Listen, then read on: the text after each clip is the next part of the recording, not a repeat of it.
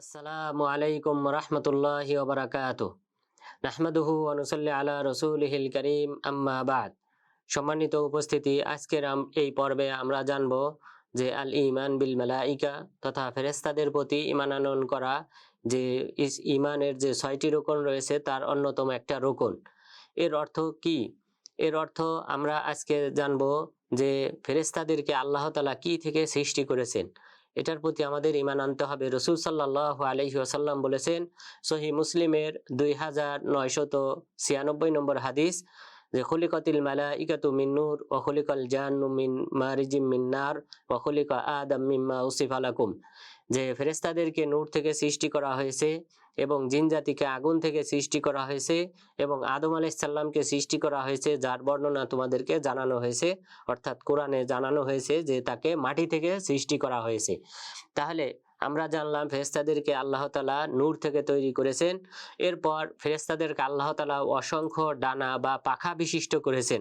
মহান রব্বুল আলামিন সূরা ফাতিরের ১ নম্বর আয়াতে বলেছেন, আলহামদুলিল্লাহি ফাতিরিস সামাওয়াতি ওয়াল আরদ জাইলিল মালাইকাতি রুসুলান উলি আজনিহাতিন মাসনা ওয়া সুলাসা ওয়া রুবা ইয়াজিদু ফিল খালকি মা ইয়াশা। মহান রব্বুল আলামিন এই আয়াতে বললেন যে আল্লাহ তাআলার জন্য এই সমস্ত প্রশংসা, যিনি আসমান জমিন সৃষ্টি করেছেন, যিনি ফেরেশতাদেরকে দূত বার্তাবাহক বানিয়েছেন এবং যাদেরকে সৃষ্টি করেছেন অসংখ্য পাখা বিশিষ্ট করে, কাউকে ২টি, ৩টি, ৪টি পাখা বিশিষ্ট করেছেন এবং আল্লাহ তাআলা যা চান সেই সকল সৃষ্টিতে বর্ধিত করেন।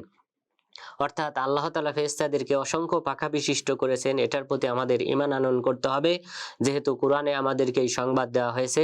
এছাড়াও রাসূল সাল্লাল্লাহু আলাইহি ওয়াসাল্লামের বাণীতেও উল্লেখ হয়েছে, যা সহিহ বুখারীর 3232 নম্বর হাদিসে আব্দুল্লাহ ইবনে মাসউদ রাদিয়াল্লাহু আনহু তিনি বলেন, লাকাদ রাআন নাবিয়্যু সাল্লাল্লাহু আলাইহি ওয়াসাল্লাম জিবরিল লাহু সিত্তু মিআতি জানাহ।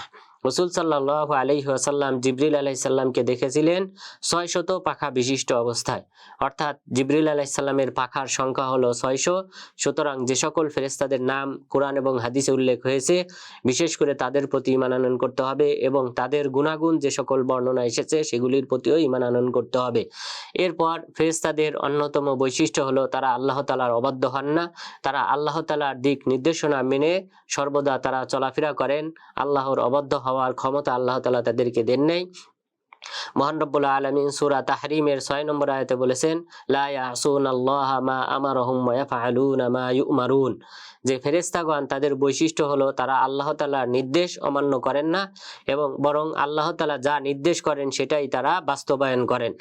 সুতরাং এই সকল ফেরেশতাদের প্রতি আমাদেরকে ভালোবাসতে হবে, তাদেরকে আমাদের শ্রদ্ধা করতে হবে। কেননা মহান রব্বুল আলামিন সূরা বাকারার ৯৮ নম্বর আয়াতে বলেছেন, মান কানা আদুওয়াল লিল্লাহি ওয়া মালাইকাতিহি ওয়া রাসূলিহি ওয়া জিবরিল ফা ইন্নাল্লাহা আদুউল লিল কাফিরিন ওয়া জিবরিল ওয়া মিকালা ফা ইন্নাল্লাহা আদুউল লিল কাফিরিন। যে যে ব্যক্তি ঈমান আনয়ন করলো, যে ব্যক্তি আল্লাহ তাআলার অথবা ফেরেশতাদের অথবা রসুলগণের অথবা জিবরিল এবং মিকাইল আলাইহিস সালামের শত্রু, সে প্রকৃতপক্ষে হলো কাফের। তথা ফেরেশতাদের অবাধ্যতা, ফেরেশতাদের শত্রুতা করা যাবে না, যেমনটা ইহুদিরা করত। আল্লাহ তাআলা তাদের প্রতি উত্তরে এই আয়াত অবতীর্ণ করলেন যে যারা জিবরিল আলাইহিস সালামকে শত্রু মনে করে তারা হলো কাফের, অর্থাৎ ইহুদিদেরকে কাফের বলা হয়েছে। সুতরাং ফেরেশতাদেরকে অবশ্যই আমাদেরকে ভালোবাসতে হবে। এরপর আমাদেরকে সেই সকল কাজ থেকে দূরে থাকতে হবে যে সকল কাজে ফেরেশতাগণ কষ্ট পান। কেননা রাসূল সাল্লাল্লাহু আলাইহি ওয়াসাল্লাম বলেছেন, সহিহ মুসলিম ৫৬৪ নম্বর হাদিস, মান আকালা সুম ওয়াল বাসাল ওয়াল কুররাস ফালা ইয়াকরাবান্না মাসজিদানা ফা ইন্নাল মালাইকাতা তাতাআযযা মিম্মা ইয়াতাআযযা মিনহু বানু আদম।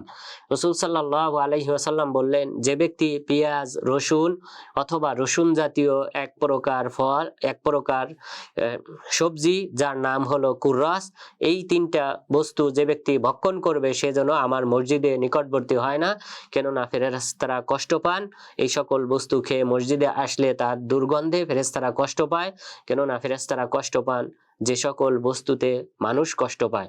সুতরাং এই সকল কাজ থেকে আমাদেরকে অবশ্যই বিরত থাকতে হবে।